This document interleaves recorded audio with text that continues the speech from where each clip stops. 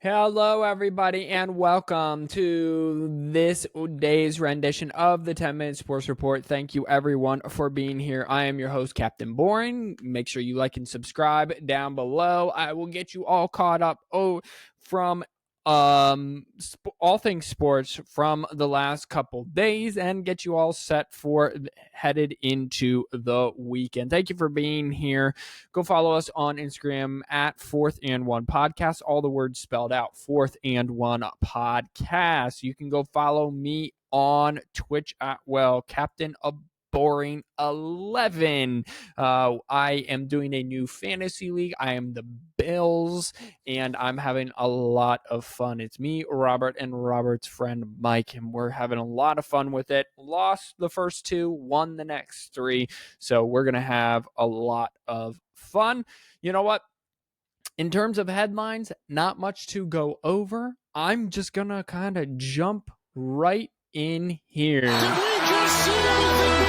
Alright, first and foremost, the NFL Combine has started today. That is Thursday. It will go through Sunday. NFL Combine, underwear, a lot of people call players are running for gaps, drills, and stuff. I think it's a whole bunch of unnecessary, but listen, it gets ratings from the NFL, so it's not going anywhere. It's basically tryouts for the NFL draft. That's basically all it is.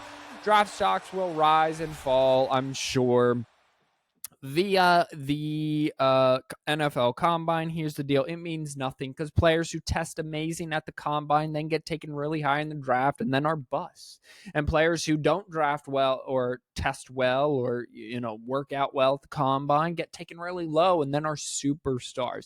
NFL Combine means very little to me in the grand scheme of things. It will either confirm or deny what your scouts are either already seen on tape or have already scouted, in my personal opinion.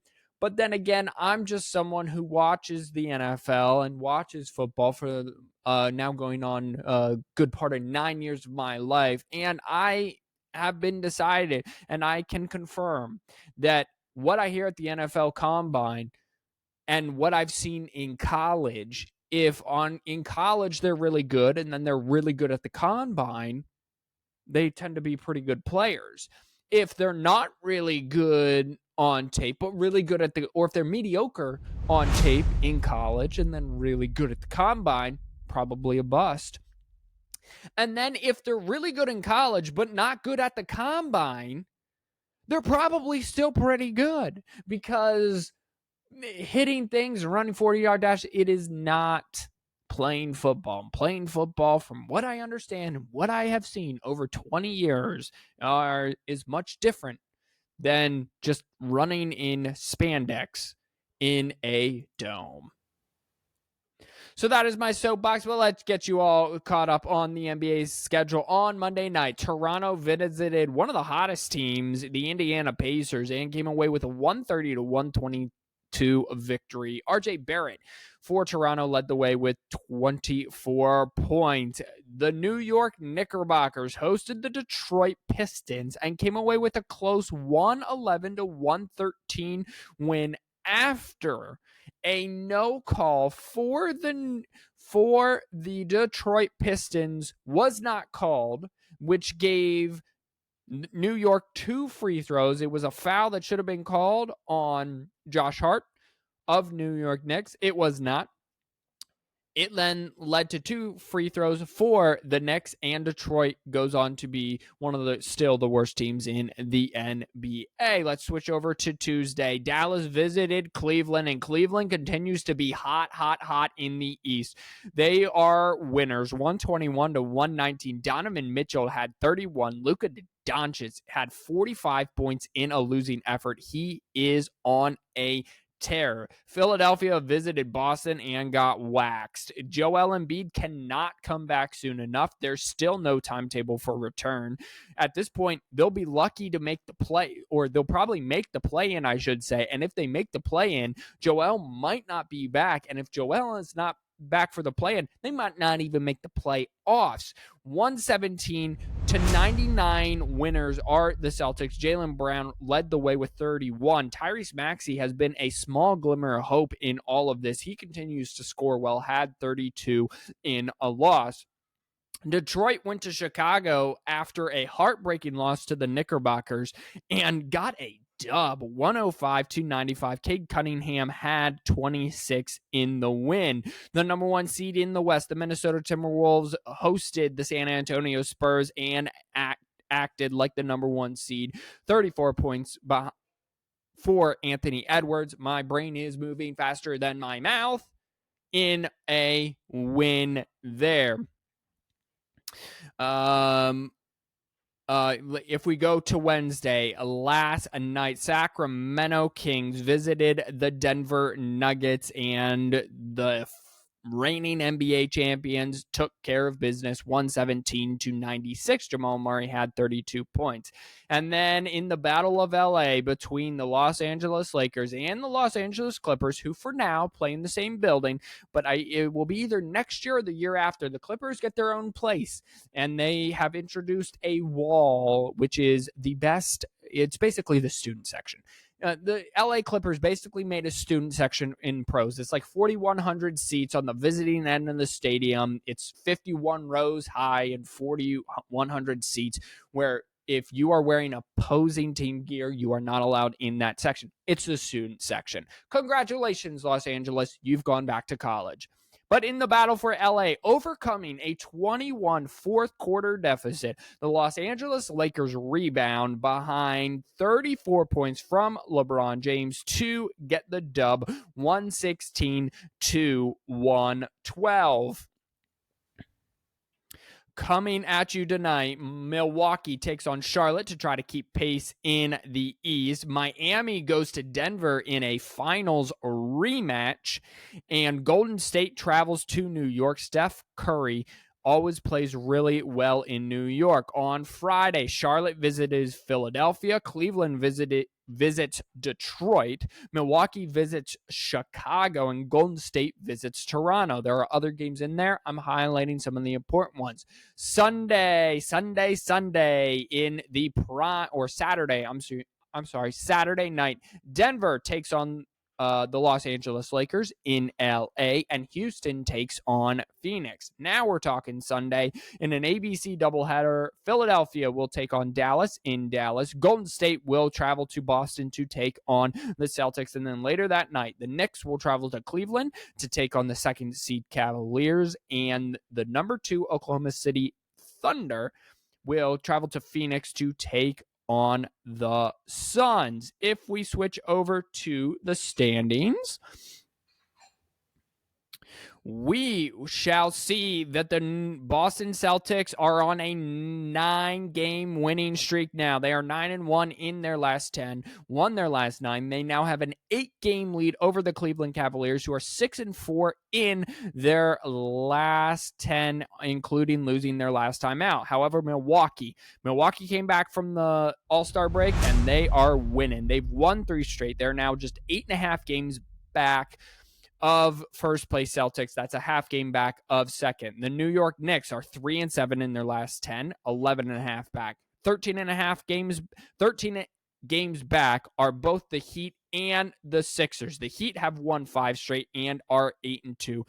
Philly has lost 2 straight and are 3-7.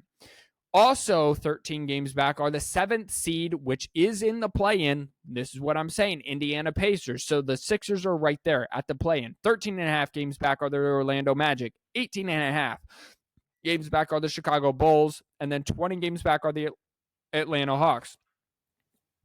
The Sixers will make the play-in. It's just whether or not they can win enough games to then face the number 1 seed Boston Celtics. In the West, the Minnesota Timberwolves 8-2 on a 3-game winning streak lead the Oklahoma City Thunder, also 8-2 on a 6-game winning streak by a half game. And then the Denver Nuggets are on a 4-game winning streak, 7-3 in their last 10.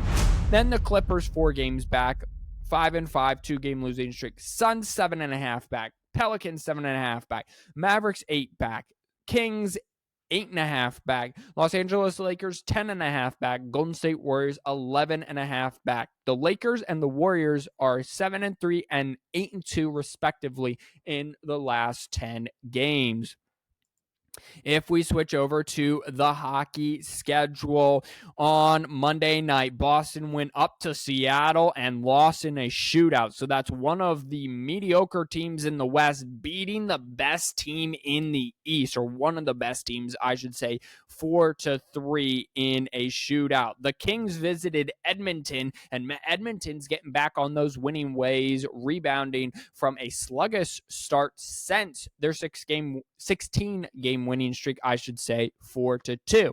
On Tuesday, Vegas visited Toronto in a matchup of two of the top teams in the NHL, and Vegas dominated it 6-2 there on the road. Dallas visited Colorado, and Colorado smashed them always since Sunday, 5-1.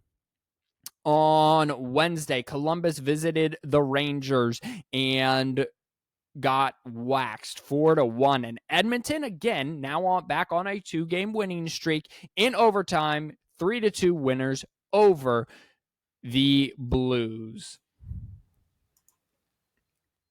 If we look at the hockey standings now as we are going into March, last day of February, happy leap year, everybody. If we look in the Eastern Conference, the Atlantic, with the Bruins 3-game losing streak that they're on, 3-2-5. The Florida Panthers are 8-2-0, 2-game winning streak, have actually taken over the top spot with 82 points. The Bruins also have 82 points. The Maple Leafs are 8-2-0 in their last 10 games with 74 points. In the Metropolitan, the Rangers have 83 points. They lead the way. They're 9-1-0 in their last 10 games. The Hurricane are next with 76, and then the Philadelphia Flyers are with 69.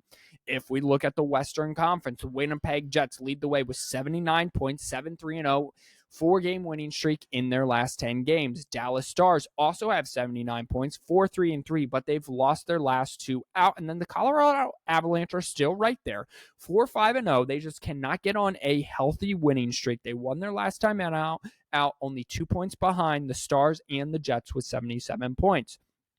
Pacific, Vancouver Canucks, 83 points, 4-4-2. I read that 44-2.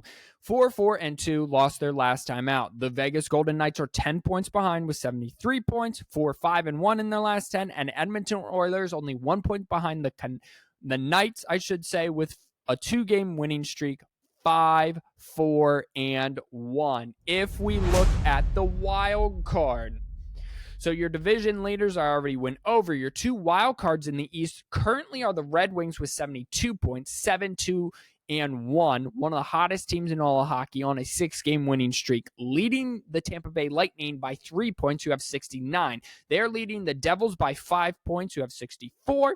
63 are the Capitals, 62 are the Penguins and Islanders. So there's a large kind of gap in the East. However, in the West, there's a much smaller gap. 68 points sit both the Los Angeles Kings and the Nashville Predators. I'm going to try to cover the teams who are leading the wild card and leading the divisions. I've just decided this right here, right now, live on your 10-minute sports report that's going on 14 minutes. Calgary Flames are 5 points back, along with the Blues. Each have 63 points. The Wild have 62, and the Kraken have 61. So actually, the gap in the West is widening as well. By the way, the Nashville Predators 7-3-0, 6-game winning streak. Calgary Flames 7-3-0, 4-game winning streak. And that'll do it for this week's rendition of the 10-Minute Sports Report. I probably will not be able to get another one in tomorrow, but if something interesting happens, maybe. Don't forget to follow me on Twitch, Captain Boring 11, favorite number 11. Born on the 11th. I wore 11th in Youth League Baseball. I just like 11. Until next time, know God loves you.